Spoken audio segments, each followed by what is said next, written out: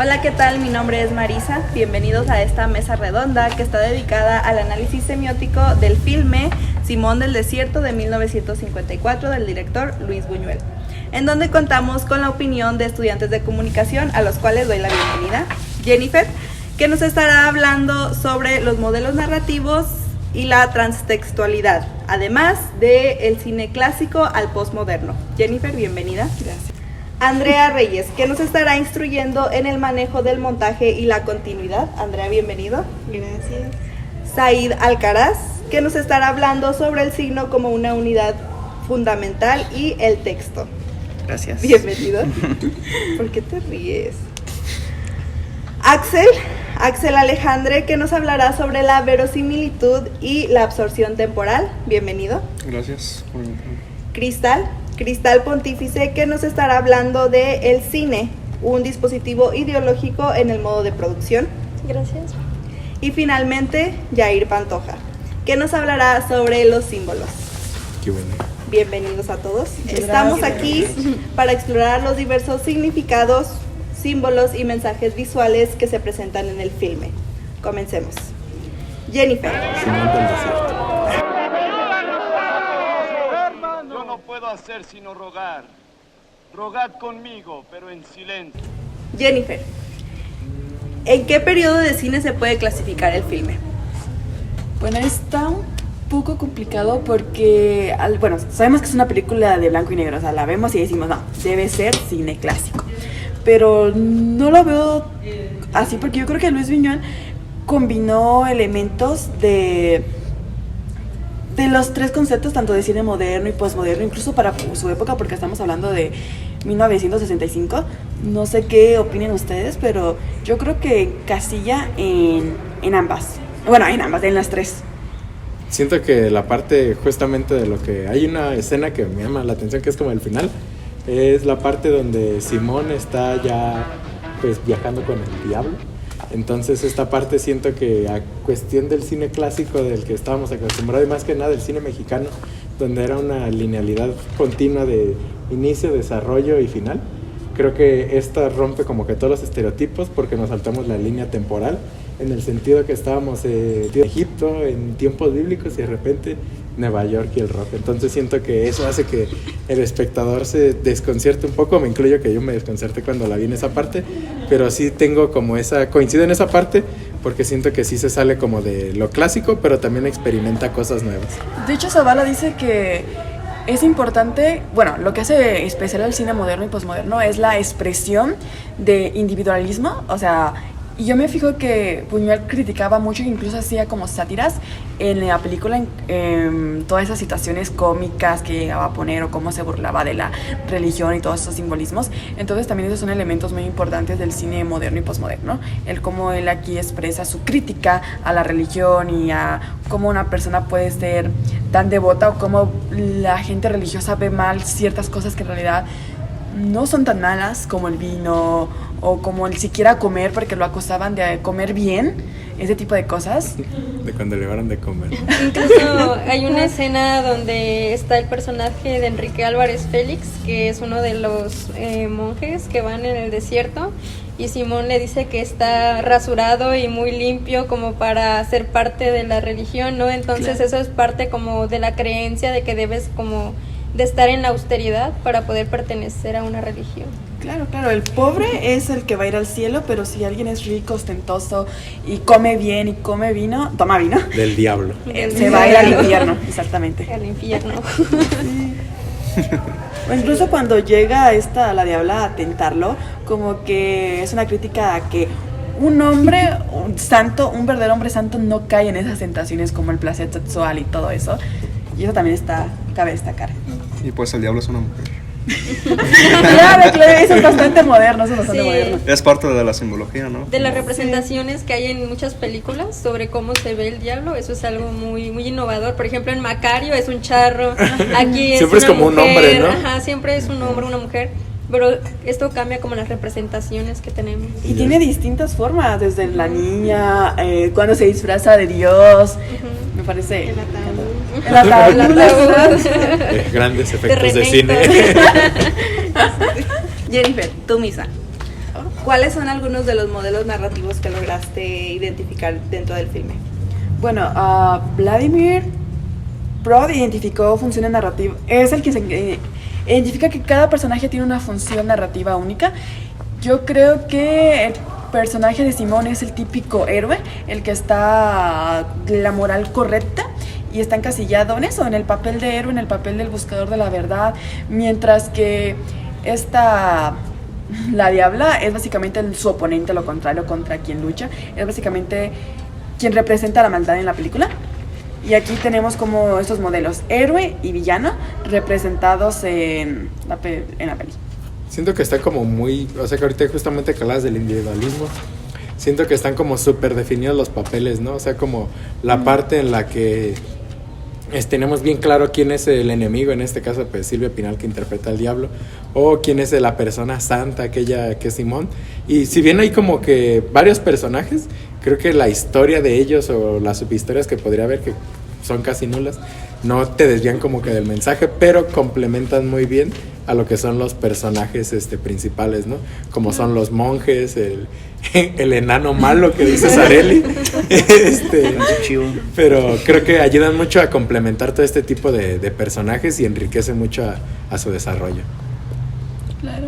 Y en la parte transtextual queda más que claro que hace referencias a la cultura religiosa, a la Biblia. O sea, básicamente son historias de la Biblia. Son historias religiosas. Que es algo muy interesante, ¿no? O sea, porque creo que la transtextualidad que tienes, literal la película es una película transtextual porque hablamos de la iglesia, de evangelios, incluso de las representaciones bíblicas, ¿no? Porque pues todos sabemos que es una paloma. Sí. Según es un personaje histórico, se llamaba Simón el Estilista. Creo que ya casi cambió a Simón el Desierto, pero sí. Sí, evangelio, de evangelio. Bueno, de acuerdo con todos estos desarrollos de personajes, Axel, ¿qué se relaciona esto con la verosimilitud? Pues bueno, la verosimilitud sobre todo es algo que no es real. Mucha gente confunde lo que es real con lo verosímil y pues no va de la mano. Aunque ciertamente la verosimilitud tiene que ver con algo que se construye y que tiende a que sea algo creíble dentro de la narrativa. Como decíamos acá, como por decir en la parte final, pues muchos sí se sacaron de onda, ¿no? Cuando dijeron, pues es que es cine clásico o qué es, ¿por qué pasan al futuro? Pero es verosímil porque dentro de la historia, pues quien tienta a Simón es el diablo, ¿no? Y pues lo lleva a un viaje en el que ya no va a regresar. Claramente en la continuidad en la historia se representa como pues símbolos como el vino, como el queso, como el pan está mal visto y pues es algo del diablo, ¿no? Es algo que un santo no debería de ser, en este caso Simón. Y cuando viajan al futuro, pues todo está junto y él ya no se ve consternado y pues tiene que ver con la verosimilitud porque va de la mano con la idea que quería traer Buñuel y pues no se apega tanto al 100% a la realidad como la percibimos, sino de una manera implícita. Sí, y se indica en el texto pues que sí, que puede pasar de tal forma o no. Muy bien, de acuerdo. Ahorita que mencionaste sobre la continuidad, Andrea, ¿cómo consideras que se presenta la continuidad? Para empezar hay que entender lo que es la continuidad y es aquellos fragmentos que tiene que cuidar el director o los editores para unir cada escena, ya que no todas las escenas son grabadas al mismo tiempo y en el mismo orden que el guión. Entonces, tenemos que entender que el director tiene que estar cuidando mucho esa parte de la narrativa, del vestuario, de las cosas que aparecen en cuadro. Entonces, considero que en Simón del Desierto cuidaron muy bien esos aspectos. Y es algo que, como yo decía de la verosimilitud, todo tiene que cuidarse porque, bueno, al principio no nos podían presentar algo del futuro porque pues iba a salir de la narrativa, de lo verosímil y ya no iba a caer dentro de la realidad de la base de la película. Entonces, siento que ser el contenido debe ser difícil, ¿no? Porque siento que muchas veces dicen que en los detalles está como que el diablo verdaderamente. Marta de baile. Y creo que cuidar como esta parte de incluso hasta de cómo se vea la ropa, creo que es algo que mucha gente no sabe, pero como hasta en los vestuarios hay que la gente que hace los vestuarios de películas o así, tienen que sacar medidas de la mancha de pintura, estaba a tantos milímetros de este cierre, de cosas así, y siento que es algo que es bien interesante porque es lo que le da la importancia. O sea, imagínense que de repente se hayan equivocado, se les haya olvidado y de repente Simón del Desierto en la discoteca todavía con túnica, ¿no? O sea, que siento que le quitaría como que toda la narrativa que ya habían logrado. Y pues creo que es muy importante esos detallitos. De hecho, esos detalles están como, se juega mucho con esta parte de los juegos de tiempos, como dicen, como el final, pero por ejemplo incluso en la ropa entra porque vemos al principio el hábito normal de los monjes, que incluso viene como una referencia de la Inquisición, ¿no? Muy inquisitivos, pero vemos después al diablo enseñando un liguero que obviamente no estaba en esa época, pero es parte como de la tentación que quiere formar, ¿no? Y siento que también los vestuarios son como parte importante de los personajes, sí, porque pues construcción. Y yo no nos dejará mentir Cristal que spoiler estudia modas también, pero siento que muchas veces para crear la identidad de un personaje también da mucho de la mano con crear su identidad visual. Sí, a base de su visual. Y también en la parte donde sale Silvia Pinal en la primera aparición de Como Diablo, sale con un vestuario totalmente diferente a lo de la época. Okay. Sí. Sale una niña con un traje de marinero. Traje de marinero, nada que ver con lo que nos está contando. Simón de la Marina. Ok, voy a hacer un pequeño corte. ¿Todo esto se puede relacionar con los signos? Que sí, como, sí, ¿verdad? Sí. Ok, bueno. Vas. Retomamos. Ay, ¿qué se quedó? Bueno, hablando sobre todos estos elementos de las películas, los signos, Said, ¿cómo se relaciona con el signo como una unidad fundamental? Bueno, pues para empezar hay que entender que una película o cualquier otro medio es un texto, y un texto viene siendo un conjunto de signos que más adelante mis compañeros invitados explicarán más a profundidad lo que son los diferentes tipos de signos, pero en sí, para el análisis de un texto, pues sí se necesitan el entendimiento de ciertos signos que existen dentro del mismo texto. Por ejemplo, a mí se me hace muy interesante lo que estábamos comentando hace un momento, de cómo esa es una película de hace muchísimas décadas y tiene elementos que podrían ser, o bueno, que están de moda en películas en la actualidad, como por ejemplo el simbolismo, el que al final tenga un plot twist. Son cosas que están muy de moda ahorita y no nos damos cuenta que existen desde hace varios años, desde la época de oro, y además en México, por lo que eso se me hace muy interesante. Y sí, creo que como texto siento que es muy complejo y da mucho de qué hablar esta película. Cristal, tú también nos vas a hablar sobre los símbolos.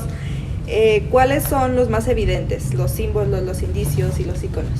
Bueno, creo que hay que entender también mucho del estilo de Luis Buñuel, que es muy surrealista, tiende a crear todos estos universos. Uno de los símbolos más importantes que se puede ver en representación es, por ejemplo, las columnas.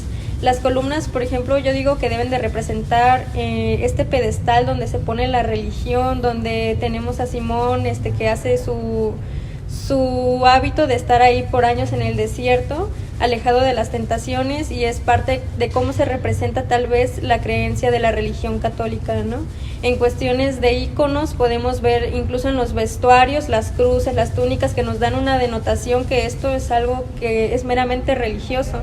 En cuestión de otros aspectos, por ejemplo, como los indicios, podemos tener la música de rock, que es al final, que nos da una representación de la cultura occidental y de cómo es este salto en el tiempo, que incluso se puede representar como ahora muchas veces se demoniza la música, que tiene que ver con que estás perdiendo como los valores, ¿no? Podemos ver este salto del tiempo, que es una película de los 60s y la música es de los 60s, y puede ser como una crítica tal vez al alejarse de este camino religioso.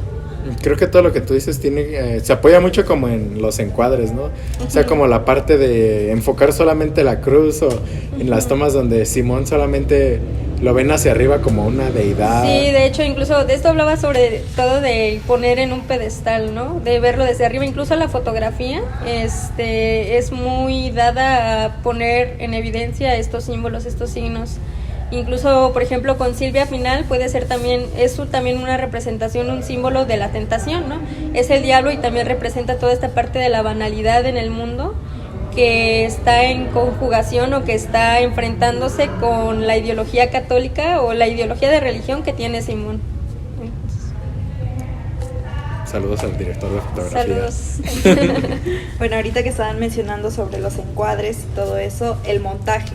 ¿Cómo se utiliza el montaje dentro de la película?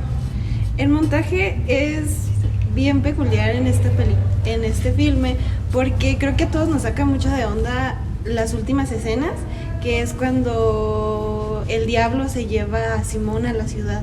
Nada que ver. Primero estamos viendo a Simón en el desierto, supuestamente, que fue grabado me parece que en Hidalgo. Y ya después están nos dan un encuadre de la ciudad de Los Ángeles, o no recuerdo qué ciudad.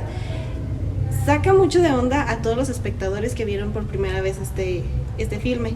Y es ahí donde el montaje tiene como que relevancia, porque no pudieron haber grabado primero en Hidalgo y ya después se fueron a Los Ángeles en ese mismo momento. Cada escena fue grabada en diferente tiempo y conforme dijeron, ay, pues sí, lo voy grabando primero.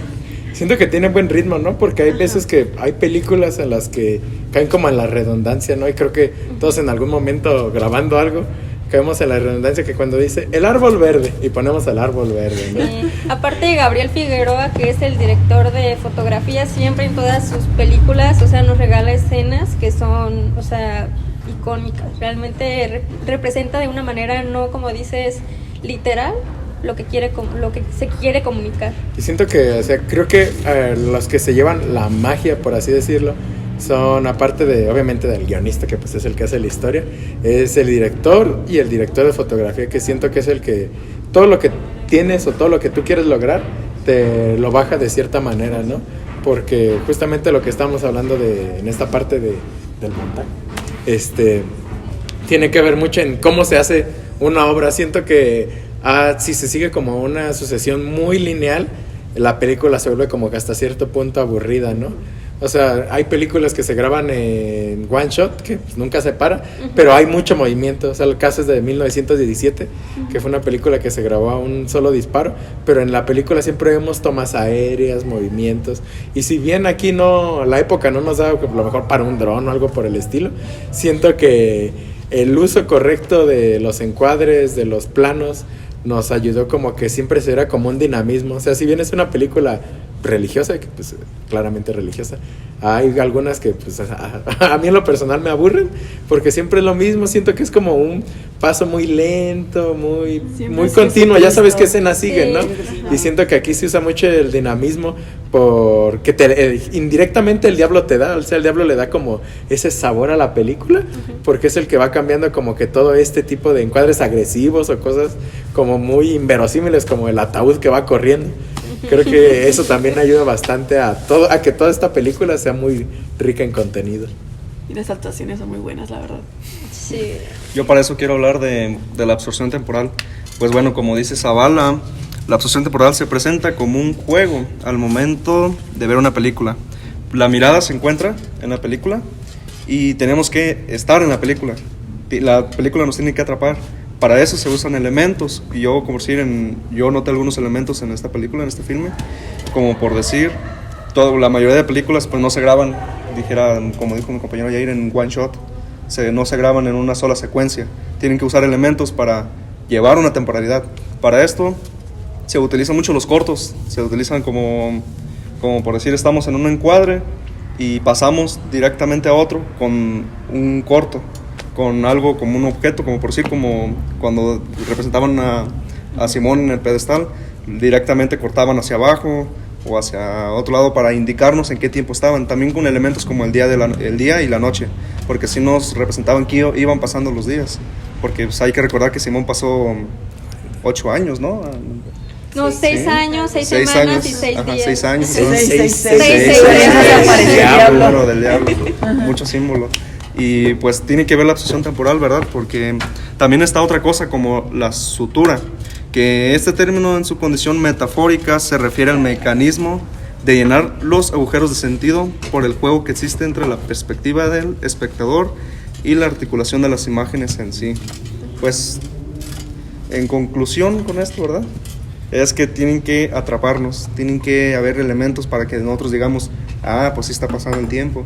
Igualmente, pues no seas inverosímil, te van de la mano la absorción temporal y la verosimilitud, porque hago énfasis, como si en el final de la película, si hacen un gran tiempo, un gran salto temporal al futuro, pero va de mano con la absorción temporal, porque pues nos dan elementos que nos, como si era el avión, hacen el corte del avión, están en el desierto y hacen el corte del avión y pasan directamente al futuro. Utilizan ese elemento para pues ubicarnos en el tiempo. Que utilizan muchos elementos, como acabas de decir, y aparte nos ayuda a atraparnos en esa parte de la película o en todo el filme, con ayuda de todas los encuadres, las escenas que de repente nos sacan mucho de onda, y eso, como al contrario de decir ay qué aburrido, nos atrapa más. Siento que ahorita que justamente estás diciendo de las suturas, que es como para llenar esos espacios vacíos, creo que indirectamente el cine mexicano siempre hace sutura con comedia. Sí. O sea, en el caso de que la mayoría de las películas mexicanas siempre hay enanos. O sea está que monito, en el Santos también hay enanos. Entonces, pues cómo olvidarnos del enano que caminaba así todo chueco con sus borreguitos. Siento que eso hace que... Es el alivio cómico. Ajá. De la Siento historia. que eso ayuda y algo que también es muy importante, que creo que se deja un poquito de lado porque estamos súper acostumbrados ahorita, creo que es el color, ¿no? O sea, creo que nosotros ahorita nos apagamos de que, ay, estoy triste, y pues vamos a hacer la toma en azules, ¿no? Siento que también ahí es parte del buen uso de la luz, porque pues es blanco y negro, ¿qué otro color existe? Entonces eso creo que los ayuda mucho a resaltar, y es un muy buen gran trabajo de Gabriel Figueroa. Sí, sobre todo Luis Buñuel, porque siempre hay que notar que es súper surrealista, siempre se saca unas cosas de la manga que es como, ¿esto qué? Pero realmente ayudan como a apoyar el filme y que nos quede nuestra atención ahí. Eso mismo pasa en El Ángel Exterminador, en Viridiana, vemos cosas, representaciones de La Última Cena que dices, la conozco, pero no sé cómo está ahí. En Los Olvidados, que hay, bueno, una gran significación de la violencia, pero aparte nos la da envuelta en cosas cotidianas, ¿no? Siento que sabe darle como un buen giro, ¿no? Hacia su mensaje, que sea discreto, pero que se alcance a entender. Sí. Como que se resume en un buen sacón de onda. Sí, de eso vivía. Pues sí, yo digo que es parte pues del símbolo y del icono que tienen que ver de la mano, porque pues nos representan el mensaje implícito y explícitamente, y pues va de la mano con todos los encuadres, con todo lo que tiene que ver con todos los elementos del filme. De hecho, sí. Bueno, entonces... Creo que también es importante algo que mencionaba Pierce, que es la semiosis infinita, que a lo mejor suena como, ¿qué pedo? Pero es como este proceso en el que un signo nos lleva a otro signo, ¿no? Entonces, por ejemplo, una palabra tiene un significado y ese significado nos lleva a otro significado. Entonces siempre el proceso de aprendizaje se vuelve infinito, y creo que el diablo vivió la semiosis en el caso de sus transformaciones, cómo se iba transformando cada vez y cada vez más, iba aprendiendo de qué cosas sí funcionaban con Simón, cómo se iba acercando más, hasta el punto en que pues se lo llevó literalmente. Creo que es una parte muy importante, y creo que es algo que se vive en todos los días de manera implícita, como en este caso pues que una película nos llevó a este debate, y este debate nos lleva a otra cosa, y así vamos construyendo nuevos significados que ayudan a la reestructuración de ellos. Incluso en esta parte de las definiciones, según Luis Villoro, la ideología puede concebirse como un conjunto de enunciados que expresan creencias condicionadas. Es imposible que un filme, que una película, lo que sea, no contenga ideología.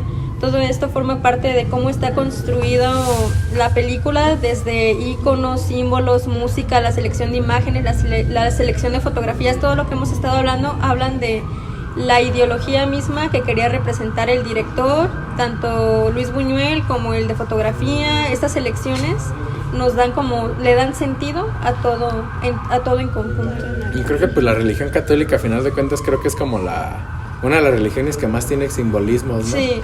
De la cruz, las hostias, el cuerpo de Dios, etcétera. Y siento diablo. Que decía lo de 666. Sí, Lo de 666. esto del 666 es una parte como de seleccionar O sea, es esta ideología. Creo que es algo que también hay como que un código, ¿no? Entre todo Sí. eso, y creo que la película, ya como casi para cerrar, tiene la multicodicialidad, ¿no? O sea, aquí Sí. tenemos la parte católica, tenemos la parte moderna, que habla como de esto del rock, y pues tenemos la parte de que incluso hay códigos en la gente que pues que creen en el diablo, ¿no? O sea, que en la religión Sí. satánica.